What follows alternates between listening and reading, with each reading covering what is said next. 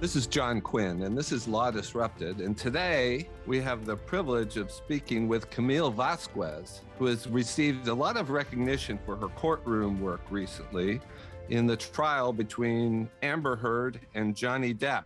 In that case, Camille represented Johnny Depp. Camille, thanks so much for joining us here today. Thank you, John. Such a pleasure to be here. Let's start talking a little bit about your background. I gather your mother, I've read, was Cuban and your father is Colombian? That's right. And where did you grow up? I grew up in Buena Park, California, so North Orange County. And I had an interesting childhood. I was raised, we always had our family home in Buena Park, but my father worked for Hilton Hotels his entire career. So we actually lived at the Anaheim Hilton and Towers as two little girls growing up in a hotel, which was really interesting. My father often jokes that he's grateful we got out of there before we both turned 21. Oh, that must have been a really interesting experience. And you graduated from high school in Buena Park? I graduated from high school from a school that's no longer in existence. It's in Anaheim. It was an all-girls Catholic school, Cornelia Connolly. Where did you go to college? I went to USC, the University of Southern California. It used to be known as University of Spoiled Children, I think, but I've never heard that. You don't hear that so much anymore. And they've been actually a longtime client of our firms as well. And it's obviously a fantastic university, which has really come up in the world and the university rankings nationally. And what did you study there? Studied political science and communications with an emphasis in pre-law, which indicates that I was always going to be a lawyer. Is that true? I mean, had you always had it in the back of your mind that you wanted to be a lawyer? Yeah, I often joke that my parents said to my sister and to me that we had two choices for professions, doctor, lawyer, pick one. It's a little bit of a joke, but it's also, there's some truth there. My sister became a doctor. She's a pediatrician here in Los Angeles, and I'm the lawyer.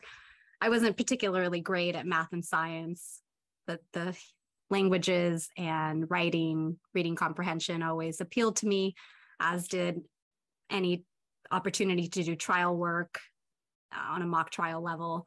And so it just seemed like a great fit. Did you have lawyers in the background in your family? No, we did not. We have no lawyers. I am the first lawyer in my family. My sister is the first doctor in the family. So were you one of these kids that in high school you did debate, you did Model UN and things like that? We did. I didn't do those two particular programs, but I did mock trial.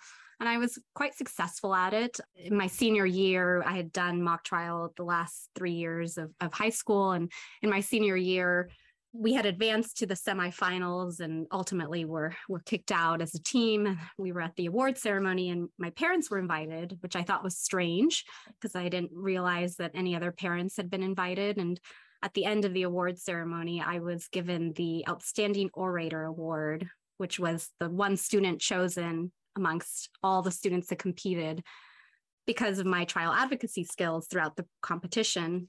And hence, that explains why my parents had been invited by the school and the organization.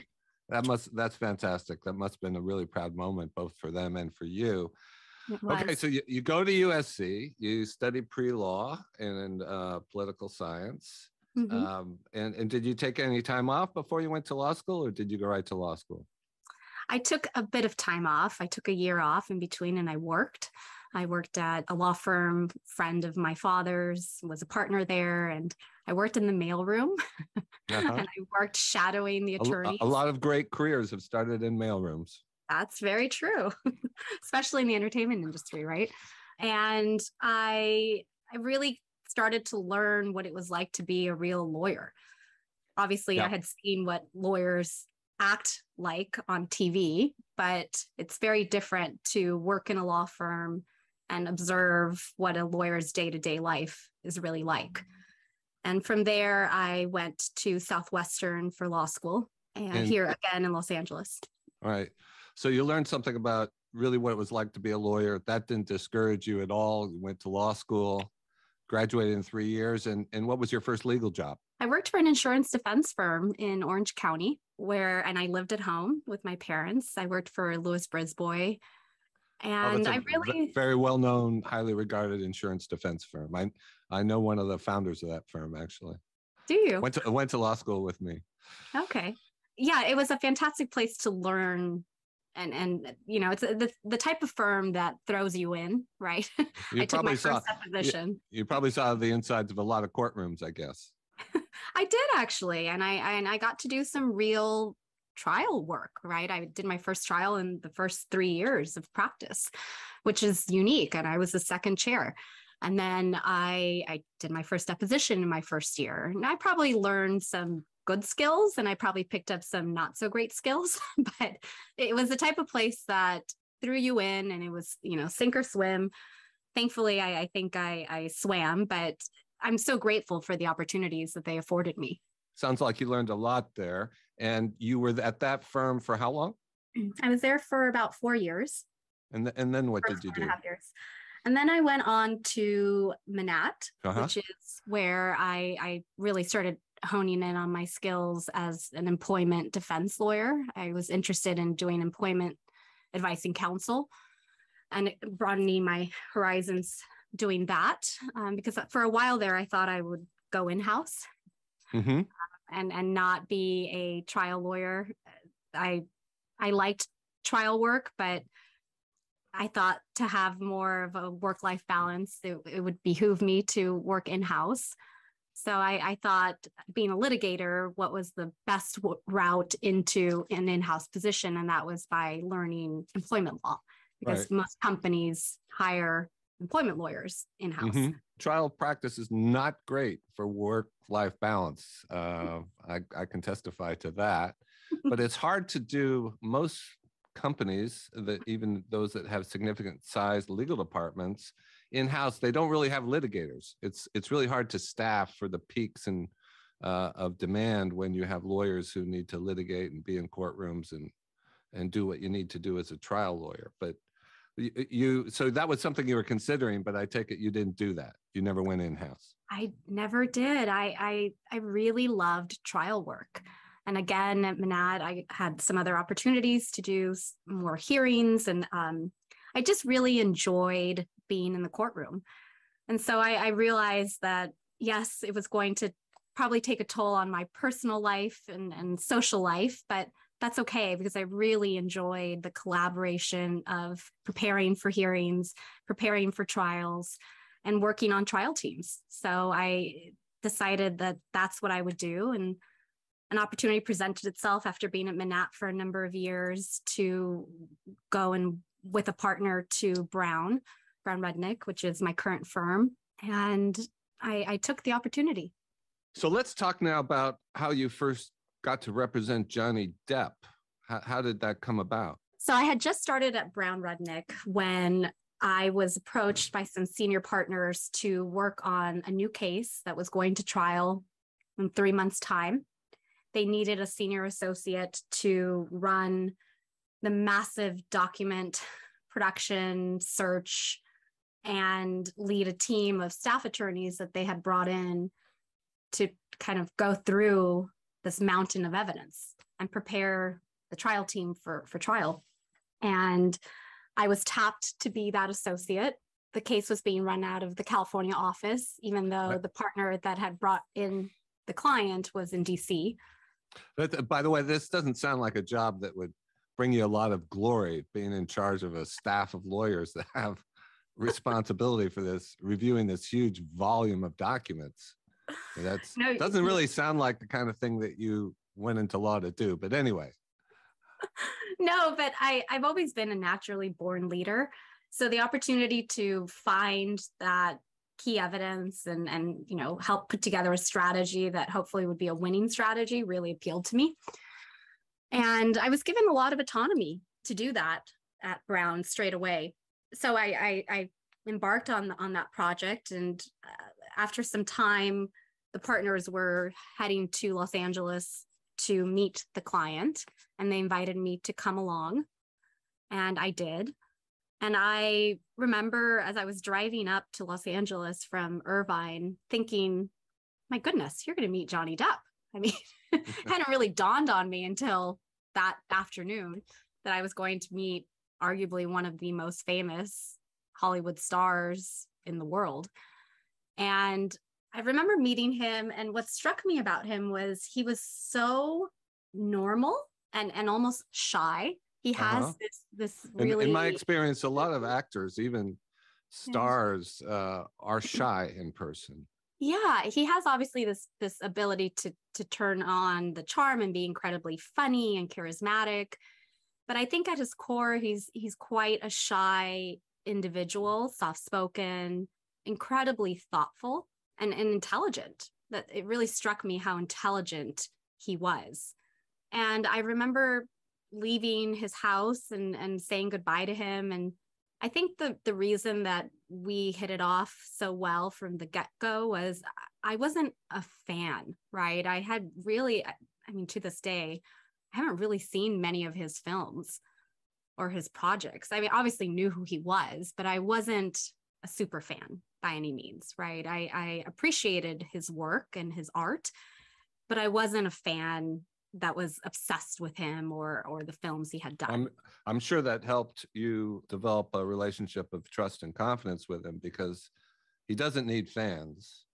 I mean, in a lawyer, he needs somebody who can be an objective, trusted advisor. And exactly. And clearly that's the kind of relationship that you must have been able to develop with him. How did you do that? Could you tell us a little bit, bringing us up to the Amber Heard case, could you tell us a little bit about your professional relationship with him and the types of matters that you had worked with him on?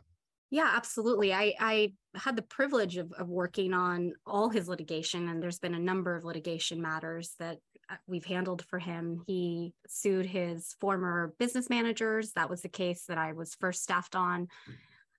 He then decided to initiate litigation against his former entertainment lawyer.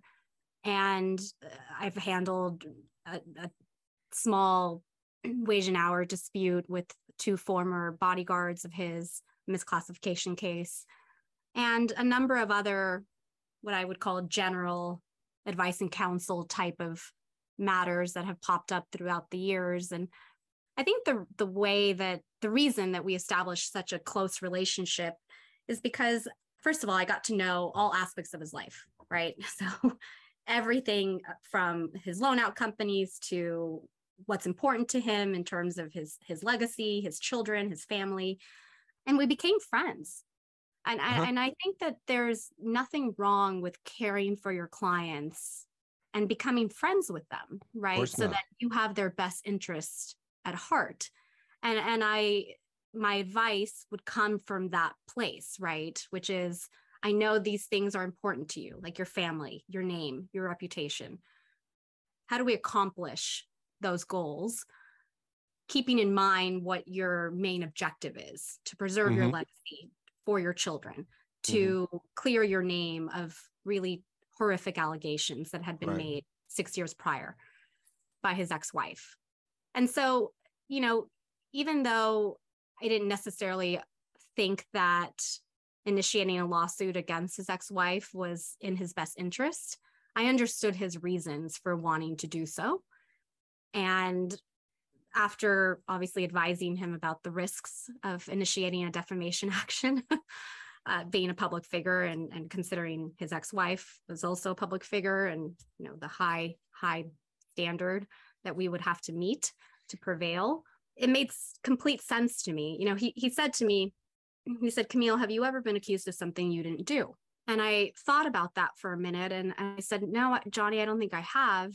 And then he said, "Right, talk to me after you have been." A couple of questions.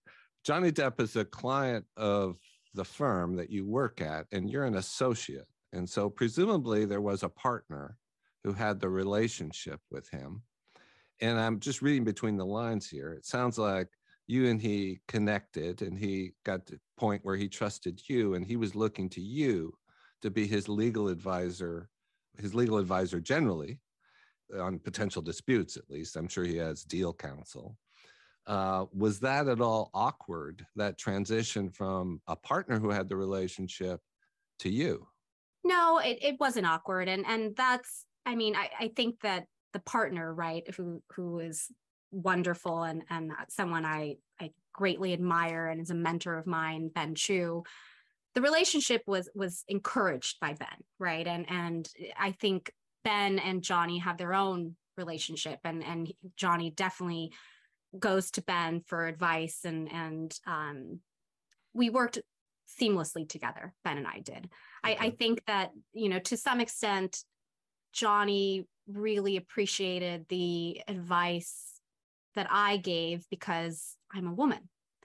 And I think that he understood and appreciated that sometimes a woman's perspective is going to be different than a man's perspective. And I think for him to make decisions, he wanted to get both of our perspectives. So I definitely developed a very close relationship with Johnny, but that's not in any way to take away from the relationship he has and still has with Ben, my partner. You know, Hollywood celebrities and music artists, singers have a reputation sometimes as clients being difficult, temperamental, demanding, you know, hard to deal with in terms of trying to get them to focus on what are the issues, the real issues as you see them in their matter, as opposed to things that are tangential or other kinds of emotional things going on in their life. There's a reputation of that. Sure. And, you know, to be candid with you, I've seen some of that personally, but I gather Johnny's not like that. I mean, Johnny, he has the ability to focus on the merits of the legal issues and understands them. And in that respect, he's a good and easy client to work with. Is that fair? I think that's very fair. He's a very good client to work with, right? I throughout the litigation that we've handled for him, and it's been extensive, he said it's been a crash course in legal studies. And I think you saw a little bit of that humor perhaps displayed when he was being cross-examined in the Amber Heard matter, when he responded to some questions with, "Oh, is that hearsay?" Or he's a quick study. Right. And actors can be very, very good on the witness stand. Yes, of course. They can be scary good. He was fantastic, I thought, on the witness stand, but he was. But both parties were actors in this case, so. They were, but knowing Johnny as well as I do, what I would say is he was himself, unapologetically himself, as soft-spoken and as thoughtful as he came off on the witness stand. That is the real Johnny Depp. All right, well, let's talk about the case and the trial and your work in the courtroom now. I read somewhere that the trial was watched by something like 330 million people, which is an astonishing number to me. But for the benefit of the small number of people in this world who may be listening to the podcast who don't know anything about the case or its background, can you kind of give us a thumbnail sketch about what the background was and what the claims were in the case? Yeah, absolutely. Johnny initiated a lawsuit against his ex-wife for an op-ed that she wrote and that was published in the Washington Post in December of 2018. In that op-ed, there were 3 statements that Johnny alleged were defamatory because they were false. The most prominent one being that she became a public figure representing domestic abuse 2 years prior. So that would have taken us back to 2016, which for people that aren't aware, Amber Heard walked into court here in Los Angeles, California, and obtained an ex parte restraining order against her husband, who was Johnny Depp, and filed for divorce shortly thereafter, alleging that he had been physically abusive to her throughout their relationship. And there had been a prior case, I may have the sequence wrong, but there had been a prior case in the United Kingdom?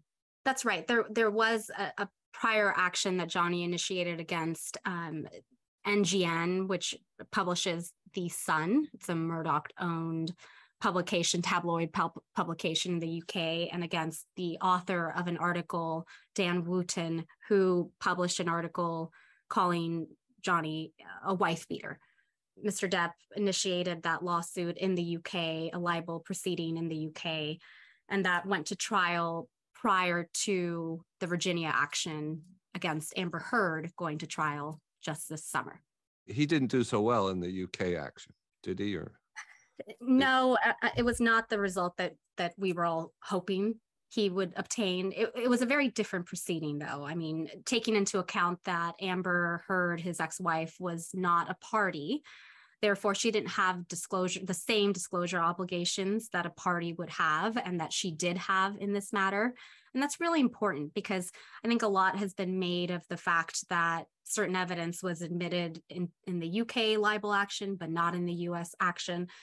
It's important for people to realize that when you're not a party to a lawsuit, you don't have to produce evidence in that proceeding. And so considering the fact that Amber, procedurally speaking, was not a party, she got to pick and choose the best evidence to give to the Sun that was then presented in the libel action in the UK. I guess there was no way to serve her with a third-party subpoena and get evidence from her in that UK proceeding. You'd have to go through a Hague Convention or something. There were proceedings, and I'm not a UK solicitor, and I wasn't advising Johnny on those procedural matters, but she did give evidence in the UK. She took the stand? She did. She took the stand. Mm-hmm. They call it in the UK. I'm learning. Mm-hmm. They've called it. She gave evidence. So she did. She gave evidence both in written form. So instead of depositions in the UK, the witnesses provide what they call statements, written statements. So she provided a number of statements, and then she was cross-examined on the stand in the UK libel trial.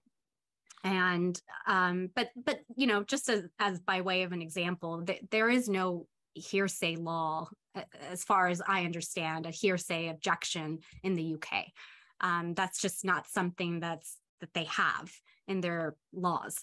And because of that, I think what we consider unreliable evidence that should not be admitted was admitted in the UK libel action that was properly excluded in the US proceeding. Yeah, they don't. I mean, I've attended trials in the UK, and they do, argumentative questions. I mean, it seems like anything goes. You think of English barristers being these, really precise, excellent questioners. I think from a US trial lawyer's perspective, it seems to me like they get away with murder in the courtroom. I agree, John. It was an amazing spectacle to behold, I'll tell you. And there is a process, 28 USC 1782, where you can apply to a federal court in the United States to invoke U.S. discovery procedures, U.S.-style depositions, document production, subpoenas, and the like, to get information and discovery in aid of a foreign proceeding. Do you know whether that procedure was used or considered, if you can say without violating any attorney-client privilege? I know it was used by the Sun against other witnesses here in the U.S., like the Los Angeles Police Department. So 2 police officers that responded to a 911 call in May of 2016 did testify in the UK proceeding. I don't know, and probably am not at liberty to discuss whether that was also contemplated for Ms. Heard specifically in the UK libel case. I mean, generally what we think of the UK as being a more hospitable forum for defamation cases. I mean, I think the thought is, generally reputation maybe matters more in UK culture than in UK culture.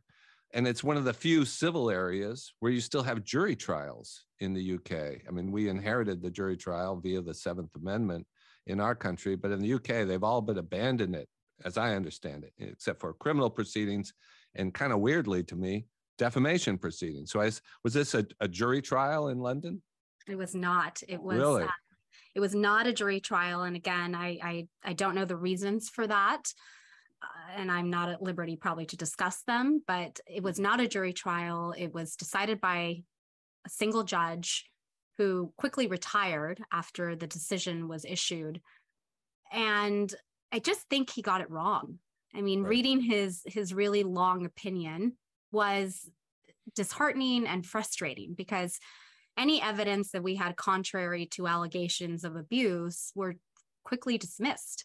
I mean, some of it he didn't even take into consideration in his decision. So if there was contradictory evidence, he would either quickly dismiss it or sometimes not even address it. So I think for the lawyers, we found the decision unfair and wrong. It was plainly wrong. This makes it even more remarkable that Mr. Depp would bring the defamation action that he brought against his ex-wife in Virginia. He's had this case in the defamation case in the UK, similar or related allegations. He's a public figure, so he knows, he's going to have to prove actual malice. Truth is a defense. I'm sure you told him that. If you're a plaintiff and you bring a defamation action, I always tell clients, you open your life to disclosure because there's going to be wide scope for discovery on the grounds that, well, somehow it relates to truth as a defense. So this was a really, you have to say, courageous for him to bring courageous. We can say courageous now. If it hadn't gone well, people might have said it was crazy for him to do this.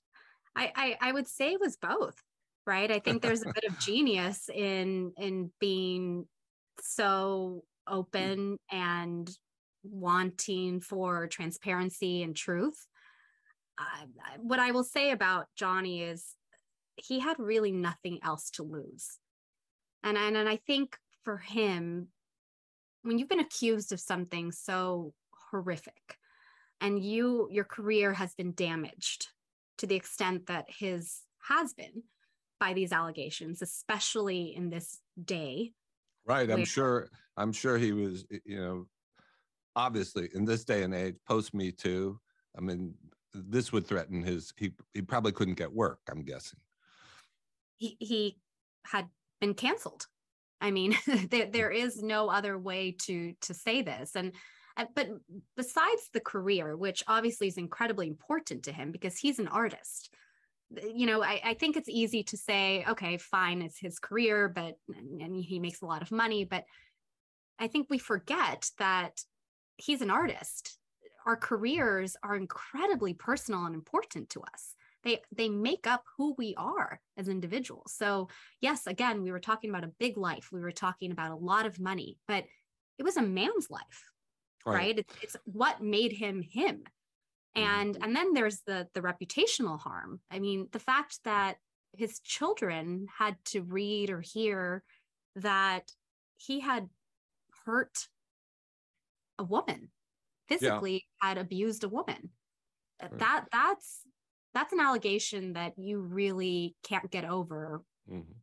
But the op-ed piece that she wrote that he sued on, it doesn't even reference his name. Doesn't reference him by name, does it? Or correct me if I'm wrong. No. You're absolutely correct. It does not, but she didn't have to. Right. Everyone knew when reading that op-ed that the only person she could be possibly speaking about, when she time-stamped it and said 2 years ago, I became a public figure representing domestic abuse, the only person she could be talking about was her ex-husband, Johnny Depp. So he sues and she responds with a counterclaim. She does. Years later. And what is the substance of the counterclaim? Essentially, she moved on a number of claims, most of which were dismissed. So her counterclaim ended up being 3 statements made by a third party.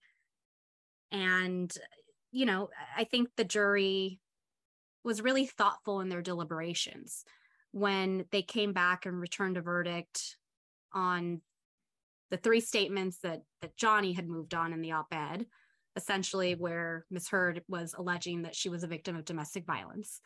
And then the one statement that the jury found for Amber was based on a third-party statement.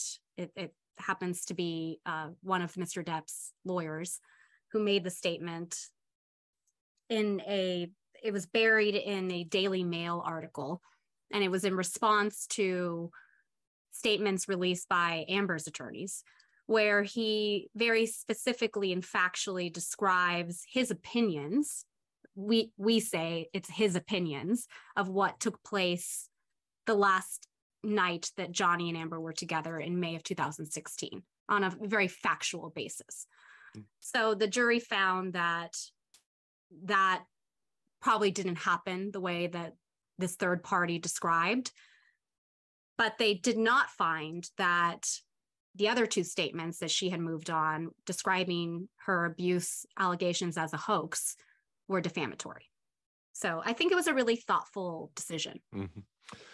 So let's talk about the trial some. And look, I know there's an appeal pending, and so there's limits on what you can talk about. So by all means, just let me know if you're not comfortable for any reason in answering any of the questions that I ask. Going into the trial, what did you see as the biggest challenges that you faced? Her biggest challenge was Amber Heard. I mean, if Amber was able to be persuasive and convince this jury, and credible, right? Persuasive and credible, that she had been physically abused, we would lose. Because as you said, really the only defense to defamation is truth. And so understanding that she's incredibly intelligent, she's beautiful, and she was going to be captivating on the stand, we saw as the biggest challenge. How had she done in her deposition? She did, I would say, better in her deposition than she did on the stand. I think she had moments in her deposition where she came off more credible, but taking into account that the deposition format, and I know you know this, is very different than a cross-examination. The point of a deposition is to elicit a lot of evidence and testimony from the witness. So we wanted her to talk in her deposition. We wanted to hear everything, the good, the bad, the ugly. Right. We needed her testimony on that. I always say there are two purposes to a deposition. First, you want to hear what their account is. What are they going to claim happened here, and what evidence do they have to support it? And then you try to fish for admissions that you can then use at trial. So yes, it's a totally different exercise than on the witness stand. Exactly. How long was her deposition? It was 3 days, 8 hours each day, court ordered. She was ordered to appear in person in our offices in Irvine.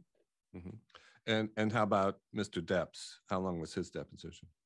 He was ordered to sit for 3 days in Virginia as well. And interestingly, Ms. Heard's attorneys decided to depose him a year and a half prior to her deposition. And I never quite understood the timing of his deposition, but nevertheless, that's when they decided to take it. And, that's when they did it. They did go back and ask for more time, which we agreed to give them by Zoom another, I think, half day. Right. I mean, a lot of time, I think a lot of lawyers, and I usually think it's good to get that first deposition as early as possible to lock in, the plaintiff, especially a plaintiff's account, because as time goes by and more evidence comes out, that could shape their testimony, and opportunities you might create for them to say things that you can then impeach them on based on subsequently produced evidence. You might lose that if the deposition's taken after the further along, when the evidence is more on the table. But look, did you do any mock juries? If you can say. We did not. All right. We did not. So did you have a sense of what types of jurors you were looking for? And if so, what types of jurors were you looking for? And how did you arrive at those conclusions as to what types of jurors you thought would be good for you? We did work with a jury consultant And, but that was very close to trial. I mean, weeks before trial started, and her main objective was to help us select the jury and organize the process for us, based on the panel of, I think it was 150 jurors, potential jurors we were going to receive a few days prior to voir dire. But I had my own idea of the ideal juror, but that was not shared by our consultant. And then, when we got our panel, just based on the group that we were, the cards we were dealt, right? I mean, we ended up with a jury that didn't look like anyone would have imagined. They were mostly young men on the jury. And then there were two women. So what was the disagreement between you and the consultant about what type of jury you thought you wanted? I thought I did want women on the jury. And my thinking was, I think women are really adept at reading other women. Mm-hmm. And they have a good barometer for if someone's telling the truth or not. Mm-hmm. Yeah, that's been my experience, is that women are harder on women than men are, especially on sensitive issues like this. Women don't cut other women a lot of slack. Yeah, I don't know that it's slack, but I just think that they tend to be in tune with their gut, right? Better than men. I think men can be really logical, but also swayed by emotions, right? So if you have an attractive defendant, which we did have, that potentially was going to be on the stand crying, my concern was if we had a predominantly male jury, we would have men in the jury just thinking, oh gosh, please make it stop. This is very uncomfortable. Give her whatever she wants, and would not be able to listen to the evidence. And I thought women could be a bit more in tune with what their gut was telling them was actually happening. But based on the veneer and the draw that you got, you didn't get the kind of jury you thought you wanted to have. No, but I got more of a jury that my consultant thought that we should have. Uh-huh. She thought we needed men on the jury, and really kind of logical engineers, lawyers. That's not necessarily what we got, but we did get a predominantly male jury. How long was the trial? It was 6 weeks of testimony. And it seems like there was coverage every day in like the New York Times. I mean, some would say there are arguably, let's say, more important trials going on from a public policy standpoint that didn't get anywhere near the coverage that your trial got. What did you see as you think were the key points in the trial, the key inflection points that, looking back on it, that you thought, these were the points where we were really scoring points, and this is where we won the case? I think there were a few. I think that Johnny's testimony was a key point for us. It was the first time that the world, really the jury, right? And in this case, the jury got to hear from him in his own words, in exactly the pace that he speaks at. And it was such an emotional moment for all of us that knew him, because to give this person the freedom and the venue to finally say, I didn't do this, and let me explain my experience in this relationship and why I'm bringing this lawsuit, was so incredibly important for us. Irrespective of what the verdict was going to be, we needed to give him the opportunity to speak and speak freely. And just to give him that gift was something that we had worked incredibly hard at. So I think when he finally did his direct examination and then was cross-examined, and I think he did a phenomenal job in cross-examination, we were just so relieved and thought to ourselves, again, irrespective of what happens, we are so grateful that we were able to give him this opportunity. So I think that was a high point for us. And then obviously the cross-examination of Amber, I thought was key. Right. Trials come down to, I think, the two people, right?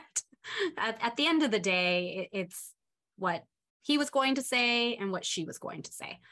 And it's a popularity contest in a lot of ways, right? Who does the jury like more? Who does the jury think is more credible? So I think we were really effective at making her come off not credible. Right. Well, I want to talk about that, but first let me ask, was Johnny called as your first witness? He was not. He was called in the second week, and he was called after we introduced the jury to Johnny Depp and who the real Johnny Depp was. That was important for us. So we introduced the jury to his sister, who was able to give a background about who the little boy was before he became Johnny Depp and who the man is now from a family's perspective. And we introduced the jury to some people that have worked for Johnny for a number of years. What's interesting about Johnny is he has a group of people that have been with him for years. I mean, minimum 20 years, most of them. He doesn't have, we're talking everything from assistants to bodyguards to his, house staff. They have been with the man for 20, sometimes 30 years. They have seen his children be born, grow up. This is very much a family of people. And it was important for us that the jury understood that and saw who he was from their perspective. That's a very interesting decision because you were able to introduce the client, humanize the client. They would have essentially no cross-examination on those witnesses, I assume. It was hard for them, I think. It was really difficult, other than to kind of repeat the same theme, which was, oh, well, Johnny supports you. He pays for your life, right? You work for Johnny Depp. So, oh, you're his sister. Of course, you're not going to be honest. But, when the jury hears the same story over and over and over again, these are people that have options. They don't have to work for Johnny Depp. If he's a terrible boss, they can go and work for someone else, right? They stay because they respect the man, they like the man, and they want to continue working for him. Mm-hmm. These weren't people that, take his bodyguards, for example. They're former LA sheriff's officers. They're former LAPD officers. They've worked for other, high profile clientele in the past. They don't have to be there. If the man was abusing his wife in their presence, or they knew that it was going on, you really think all these people were going to stand around and say nothing because they were working for Johnny Depp? It was implausible. Right. And you say he did well on cross-examination. I assume he gave you time. He made himself available. There was time to prepare him. Yes. We defended Elon Musk here in Los Angeles in a defamation case. So what I'm about to say is all public information. Or he was sued by that British diver relating to the incident regarding the boys that were lost in the cave in Thailand. And Elon tweeted that there was a whole back and forth about this, but he tweeted that the guy was a pedo guy. And so the Brit brought a defamation case against Elon Musk in federal court in Los Angeles. And Mr. Musk, is a very busy man. SpaceX, Tesla, and all the other things he has going on. And he's really a visionary. And spending time with lawyers is not at the top of Mr. Musk's idea of time well spent, is my impression. And he was called as the first witness by the plaintiff in this defamation case. And it's called on cross-examination. He's the first witness. And the first question to him is something like, you're a really important man, and people really care about what you say. They tend to believe what you say. And there was a beat, and Elon said, actually, I'm not sure that's true, because I've been talking about climate change and the need for the world to put fossil fuels behind us. I've been talking about that for years and years, and I'm not sure people are listening or reacting fast enough. So, counsel, I'm not sure that people listen to what I have to say at all. Now, I wish I could say that our lawyers had planted that. I was going to say, okay, that. John. So are you going to tell me that you told him, you gave him that answer? No, first off, I was not the trial lawyer, but sometimes you have a witness who's just natural and brilliant at it. And that's the sort of thing that you couldn't have thought up. You couldn't have anticipated the question. You couldn't have planted the answer. It just happened, and it was authentic. Were there moments like that when Mr. Depp was cross-examined? Absolutely. There were, I think, a number of moments where he was cross-examined. He was able to lighten the mood with some humor, right? I think he was able to take his time. And I think there's nothing more disruptive for an attorney in cross-examination than a witness that will not engage with you at your pace and speed. There's nothing more frustrating. And he did that brilliantly, in my opinion. He took the advice of take a beat, take 5 beats, listen to the question, and then respond. And,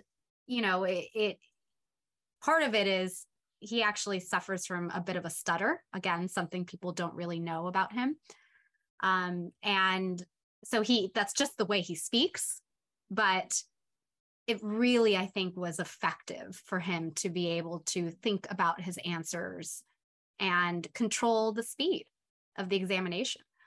And then there were some really Johnny's really well-spoken. He's eloquent. He's incredibly intelligent.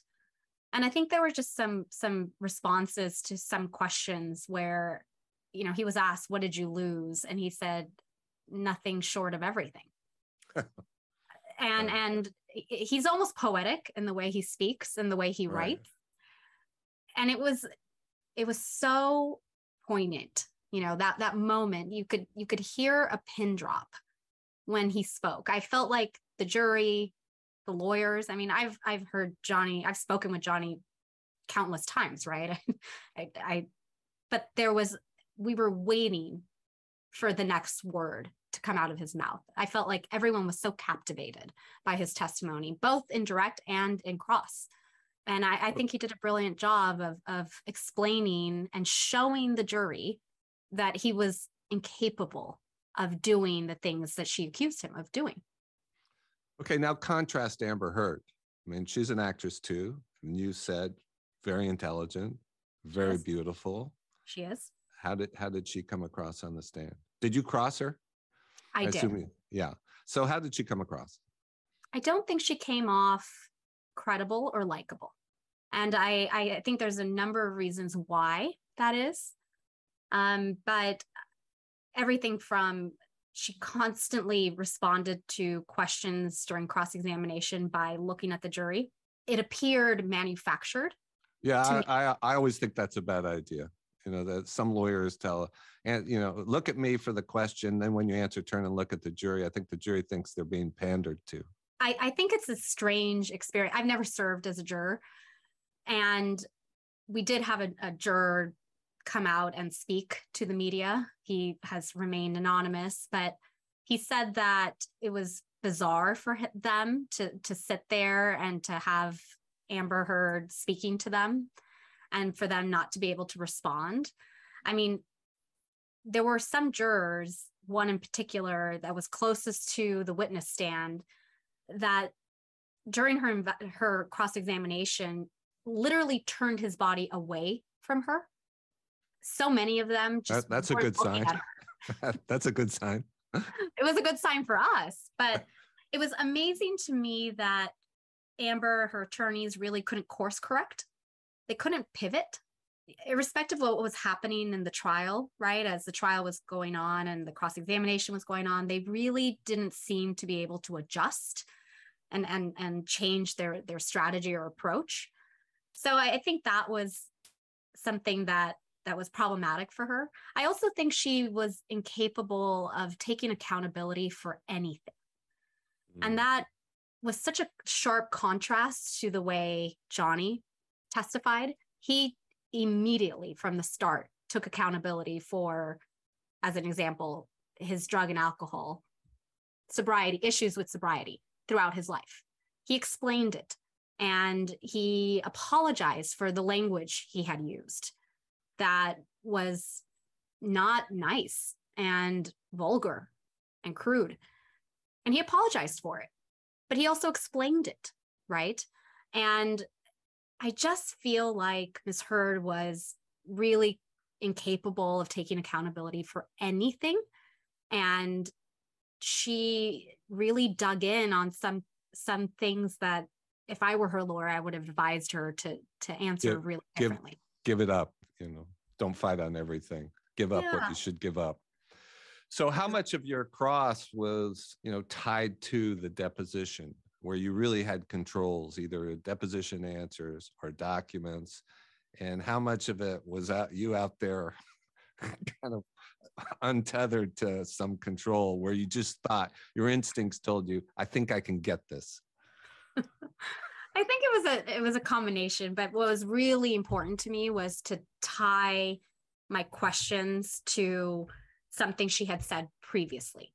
And because first of all, because this case had really kind of been going on for a number of years, 6 years, if you go back to the first time she went to court, filed for an ex parte TRO, I had a lot, under oath. We had the libel trial in the UK where she had submitted, I think it's a number, like 7 witness statements. And then her testimony for 3.5 days in the box, they call it, right, in the UK, when she gave testimony in trial.